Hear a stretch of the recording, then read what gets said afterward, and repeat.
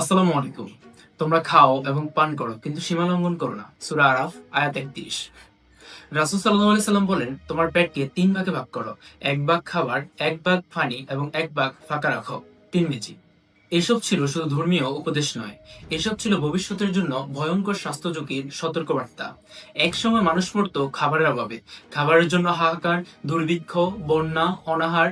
কিন্তু আজ মানুষ মরছে অতিরিক্ত খাবারের কারণে।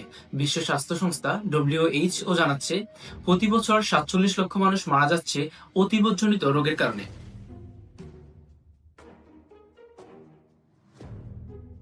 বাংলাদেশে প্রায় প্রতি ৫ জন প্রাপ্তবয়স্কের মধ্যে ২ জন স্থূলতায় আক্রান্ত।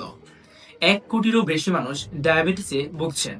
এছাড়াও হার্ট অ্যাটাক, ফ্যাটি লিভার, উচ্চ রক্তচাপ ইত্যাদি এগুলি ধীরে ধীরে মানুষকে নিঃশব্দে গিলে খাচ্ছে।